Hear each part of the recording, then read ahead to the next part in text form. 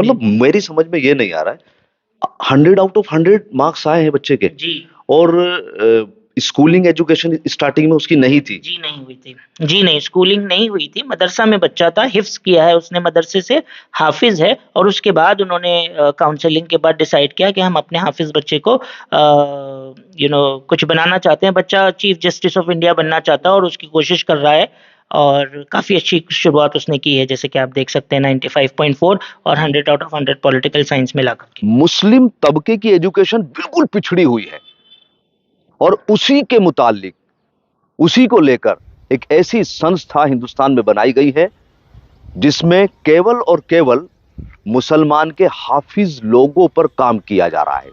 तो आप मेरे पीछे देख रहे हैं, ये संस्था है विजन इंटरनेशनल एकेडमी। खास बात इसकी यह है कि पूरे हिंदुस्तान में केवल एक स्कूल है, ओनली वन स्कूल। अब आप समझ रहे होंगे, आप सोच में पड़ गए होंगे कि यार ऐसा क्या चीज है कि पूरे इंडिया, कितना बड़ा इंडिया है आप सोच सकते हो, और वहां पर केवल एक स्कूल आपको मिलने वाला है। नॉर्मली हमारे समाज में जो देखा जाता है, मुस्लिम में अगर हाफिज है कोई, उसने हिफ्ज किया है, तो उसके पास लिमिटेड एक डायरेक्शन रह जाती है। फॉर एग्जाम्पल, अगर किसी बच्चे ने हाफिज किया हुआ है, हिफ्ज किया हुआ है, तो या तो वो इमामत करेगा मस्जिद में जाकर, या फिर वो किसी मदरसे में पढ़ाना शुरू कर देगा, और उसके पास डॉक्टर, इंजीनियर, आईएएस, आईपीएस ऐसा कोई रास्ता दिखता नहीं है। लेकिन ये जो आप देख रहे हैं, ये वो संस्था है जो ये चाहती है कि आपका जो बच्चा वो हाफिज के बाद डॉक्टर बने, इंजीनियर बने, आईएएस ऑफिसर बने, आईपीएस बने, अलग अलग डिपार्टमेंट में जाए। और इस संस्था की जो खास बात मुझे पता चली है वो यही है कि ये एक बच्चे को ऐसी डायरेक्शन दे रहे हैं और इतना क्विक फास्ट सर्विस दे रहे हैं कि यार 12वीं क्लास का जो बच्चा होता है ना, जो nursery, LKG, UKG, first, second, third, वो सारी क्लासेस करने के बाद 12वीं में जब आता है, फिर वो डायरेक्शन मिलती है उसे, आप डॉक्टर जाओ, इंजीनियर जाओ। ये कितना लंबा टाइम हो गया है। लेकिन ये संस्था, ये केवल 5 साल में आपके हाफिज बच्चे को उन बच्चों की कैटेगरी में खड़ा कर देती है कि आ जाओ कंपटीशन कर लीजिएगा। तो इस संस्था की जो मुझे खास बात लगी वो यही है कि इनका 5 साल का एक प्रोग्राम होता है। आपका बच्चा कभी स्कूल नहीं गया है, लेकिन उसने केवल हिफ्ज किया हुआ है, तो ये उसको सीधा एक फाउंडेशन कोर्स में एडमिशन दे देते हैं।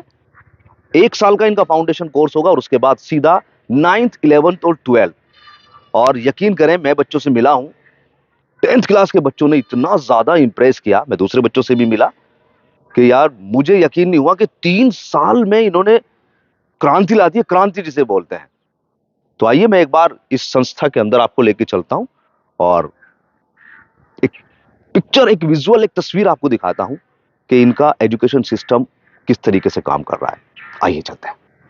तो मैं अब आपको अंदर लेकर चलता हूं। ये ऑफिस है, सामने प्रिंसिपल सर बैठे हुए हैं। तो एक बार मैं आपको दिखाना चाहता हूं कि एक्चुअल में इस संस्था में किस तरीके से वर्क होता है, किस तरीके से हाफिज लोगों को डॉक्टर, इंजीनियर, आईएएस ऑफिसर, ये मैं आपको बता रहा हूं बार बार, कैसे बनाने का सिस्टम बनाया गया है।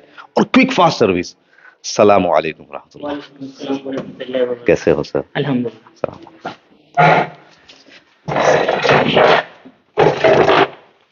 कैसे हैं आप? जी अल्हम्दुलिल्लाह, दुआ है आप लोगों की। आपके संस्था की बड़ी तारीफें सुन रहे हैं और ये कहा जा रहा है कि पूरे हिंदुस्तान में एकमात्र यही स्कूल है जो ओनली फॉर हाफिज, और फिर उसके बाद जो आपका सिस्टम है किस तरीके से है वो जानना चाह रहे हैं, क्योंकि ऑडियंस की मेरे पास लगातार कमेंट भी आ रही है, जानना चाह रहे हैं। कुछ बताइए आप। हाँ, देखिए ऐसा है कि जब सच्चर कमेटी की रिपोर्ट के बाद पूरे हिंदुस्तान को ये पता चला कि हिंदुस्तान की तरक्की के लिए जो माइनॉरिटी कम्युनिटी है, जिसमें मुस्लिम सबसे बड़ी माइनॉरिटी है, उनके बच्चों की पढ़ाई जो है किसी वजह से रुक जाती है, और वो प्राइमरी एजुकेशन ना लेने की वजह से सेकेंडरी एजुकेशन और हायर एजुकेशन में उनका जो योगदान होता है वो कम है। सरकार ने ये कहा था कि हम भी कोशिश कर रहे हैं और माइनॉरिटी को भी कहा था कि आप लोग भी कोशिश करें अपने कौम को आगे बढ़ाने के लिए और ऐसे इदारे खोले जहाँ पर हम इन बच्चों को मेन स्ट्रीम कर पाए। तो सच्चर कमेटी को बेस बना करके और स्कॉलर्स की मदद से मनापात फाउंडेशन, जिसके चेयरमैन हमारे अमीर अहमद साहब हैं, उन्होंने 2017 में ये डिसाइड किया कि एक ऐसा स्कूल खोलते हैं जिसमें एनसीईआरटी के ब्रिज कोर्स को बेस बना करके ऐसे हाफिज बच्चे जो किसी भी वजह से प्राइमरी एजुकेशन नहीं ले पा रहे हैं और सेकेंडरी एजुकेशन और हायर एजुकेशन में नहीं जा पा रहे हैं, उनको मेन स्ट्रीम करें। और पिछले 5 सालों से ये प्रोग्राम चल रहा है।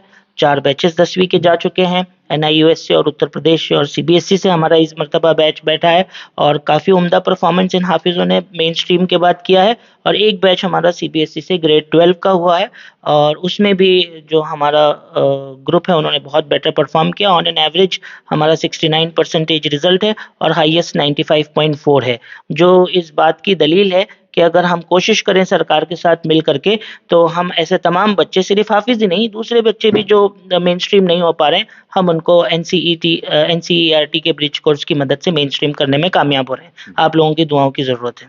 अच्छा, नहीं अभी आपने बताया 95% मार्क्स आए हैं बच्चे के। जी, 95.4 बच्चे के मार्क्स आए हैं और पॉलिटिकल साइंस में इस बच्चे को 100 आउट ऑफ 100 मिला है, उर्दू में भी 100 आउट ऑफ 100 मिला है।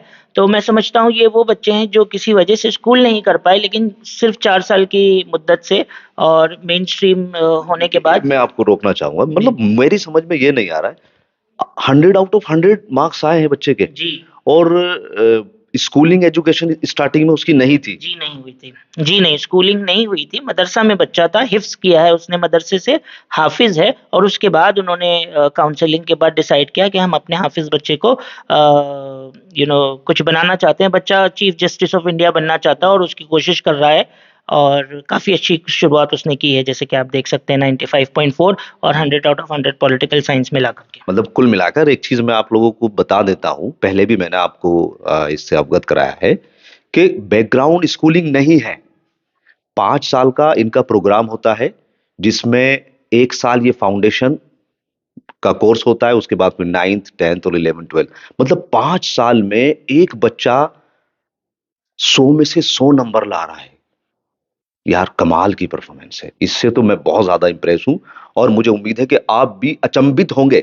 नॉर्मली हमारे जो बच्चे हैं वो सीबीएसई में पढ़ते हैं और ये संस्था भी सीबीएसई की है और उसमें पूरी लाइफ उसके साथ मेहनत करते हुए और फिर बच्चे के 90+ नंबर नहीं बनते और यहाँ पर 100 out of 100। Very very very, मतलब इंप्रेसिव एकदम रिजल्ट है। मैं आपके माध्यम से ये गुजारिश करना चाहूँगा कि तमाम मदरसे जिनके पास हाफिज बच्चे ग्रेजुएट होकर निकल रहे हैं, हिफ्स करके निकल रहे हैं, उन्हें अपने बच्चों को हमारे जैसे इदारों में जोड़ना चाहिए ताकि हिफ्स के बाद वो मेन स्ट्रीम करके अपने अपने पोटेंशियल एरिया में जो है देश की तरक्की में योगदान कर सकें। बस मेरा लास्ट क्वेश्चन आपसे ये रहेगा कि क्या इस संस्था में केवल हाफिज लोगों की एंट्री है? मतलब जो मुझे रिसर्च में मिला है, ये कहा जाता है कि पूरे स्कूल में पूरे इंडिया में कोई भी ऐसी संस्था नहीं है जो केवल हाफिजों पर काम कर रही है। आपकी संस्था में हाफिज लोगों पर काम हो रहा है? जी, हमारे संस्था में हाफिज लोगों पर ही काम हो रहा है। ऐसा है कि उत्तर प्रदेश में और दूसरी जगहों में जहाँ हाफिज बच्चे बनते हैं तो उनके परिवार को एक ये परेशानी होती है कि अगर ये दूसरे स्कूल में जाएगा तो जो कलाम पाक उसने याद किया है, जो हमारी होली किताब है, वो भूल सकता है। तो हमने हमारे सिस्टम में उस कलाम पाक को याद उसके रिवीजन का, जिसको हम लोग दौर कहते हैं, उसके रिटेंशन का बंदोबस्त रखा है। तो उससे वो काफ़ी कॉन्फिडेंस हो जाते हैं और अपने बच्चों को यहाँ पर भेजते हैं। वैसे संस्था में कुछ गैर नॉन हाफिज बच्चे भी हैं, अराउंड 6%, और वो लोग भी यहाँ पर से दर्स तदरीस हासिल कर रहे हैं। एक हल्का सा बस लास्ट क्वेश्चन ये है, अगर दिनचर्या की बात करें, जैसे कि हाफिज हैं तो क्या उनका हिफ्स यहाँ पर कॉन्टिन्यूअस रहेगा? और जो नमाजों की पाबंदी होती है, नॉर्मली सभी ये चाहते हैं कि हाफिज बच्चा अगर जा रहा है कहीं पर भी इदारे में तो वो अपनी नमाज पर कायम रहे और अपने हिफ्स को कॉन्टिन्यूअस आगे बढ़ाए। ऐसे जैसे रमजान अब आने वाला है तो रमजान में ज्यादातर यही होता है कि हाफिज लोग जितने भी हैं कुरान शरीफ को या तो सुनाते हैं या सुनते हैं। ऐसा क्या सिस्टम है बरकरार या डिस्टर्ब हो जाता है? नहीं, डिस्टर्ब तो नहीं होता। हमारे इदारे में जो है 2 मुफ्ती साहब हैं, डॉक्टर वसीम मियां खान साहब और मुफ्ती नसीम साहब। दोनों ही मुफ्ती की निगरानी में बहुत अच्छे से बच्चे की पूरा दिनचर्या बनता है। फजर के बाद जो है बच्चा 1 घंटा हिफ्स का दौर करता है और अपने हिसाब से पाँव पारा, आधा पारा, एक पारा याद करता है और ईशा के बाद जो है दोस्तों को सुनाता है। जैसे मदरसों में जोड़ी सिस्टम है और हर हफ्ते में हर बच्चे को 3 से 6 पारे याद करके सुनाने होते हैं, उसका टेस्ट देना होता है। तो शाबान से पहले जो है दो दो दौर बच्चों का अल्हम्दुलिल्लाह निकल जाता। शाबान के वक्त हम दौर का सिलसिला बढ़ा देते हैं, ज़रूरत पड़ने पर दोपहर में भी दौर लगवाते हैं। ईशा में दौर जो है 1 घंटे का होता है ताकि बच्चे जाके तरावी सुनाएं। अब तक के हमारे 114 बच्चे यहाँ से ग्रेजुएट कर चुके हैं, जिसमें से एक बच्चा जो है रशिया से मेडिकल कर रहा है। हमारे पिछले साल के बच्चों में से 7 बच्चे जो हैं बीए एलएलबी कर रहे हैं और हमारे 30 बच्चे जो हैं नीट की तैयारी इस साल देने वाले हैं और 7 बच्चे जो हैं जेईई का एंट्रेंस एग्जाम दे रहे हैं और दूसरे जो है दीगर कोर सब्जेक्ट्स में जुड़े हुए हैं। तो ऑल सेड एंड डन 114 बच्चे यहाँ से ग्रेजुएट हो चुके हैं और अल्हम्दुलिल्लाह सबका हिफ्ज बरकरार है और हमारा एक स्टैंडर्ड ऑपरेटिंग प्रोसीजर है इसको बरकरार रखने का। पूरी कोशिश ये रहती है कि साल भर में हर बच्चे का 3 दौर निकले। जैसे हमारे असरी एग्जाम्स होते हैं, हर असरी एग्जाम्स में हिफ्ज का भी एग्जाम होता है ताकि बच्चा अपना हिफ्ज ना भूले और by the grace of Almighty we have been able to retain the hifz of all the hafiz that we have till now। और ये हमारा सबसे पहला प्रॉमिस है मदरसा के लोगों को और हाफिज और आलिम के हाफिज बच्चे के परिवार को कि इंशाल्लाह आपका बच्चा हमारे स्कूल में आएगा तो उसके हिफ्ज की पूरी हिफाजत अल्लाह की आपकी दुआओं के साथ और अल्लाह के करम से हमारे पास उसका बंदोबस्त बहुत बेहतरीन है। मतलब अर्ली मॉर्निंग जो है, जो आप समझ पा रहे होंगे कि अर्ली मॉर्निंग सुबह में हिफ्ज का इनका कॉन्सेप्ट चलता है, फिर रात के टाइम भी हिफ्ज बच्चा जो है ना एक बार रिवाइज करता है और जो स्कूलिंग टाइम होता है वो बिल्कुल सेपरेट है। उस पर इनका फोकस रहता है कि वो स्कूल में बच्चा जो सीख रहा है वो एक प्रॉपर स्टाइल में सीखे। उसके बाद जो नॉर्मली हम देखते हैं हमारा बच्चा जो ट्यूशन वगैरह जाता है, शाम को भागा इधर से इधर जाता है, वो भी यहाँ पर नहीं है। यहाँ पर हॉस्टल सिस्टम है और वहाँ पर टीचर्स उन स्टूडेंट्स के साथ अवेलेबल रहते हैं। उनको अगर कोई क्वेरी होती है, कोई प्रॉब्लम होती है तो हाथों हाथ उनको सॉल्यूशन भी मिलता है। तो एक बहुत ही जबरदस्त संस्था है और अगर आपके बच्चे भी हाफिज कर चुके हैं और उनकी एज लिमिट, कुछ एज लिमिट का भी हिसाब है जी 12 प्लस है जो गवर्नमेंट का एज लिमिट है। फाउंडेशन कोर्स जो 8 स्टैंडर्ड के लिए होता है उसके उन बच्चों को हम अपने पास एडमिशन देते हैं। तो अगर आपका बच्चा हाफिज है, हिफ्ज कर लिया है और 12-13 साल उसकी उम्र है तो आप जरूर इस संस्था पर विजिट करें।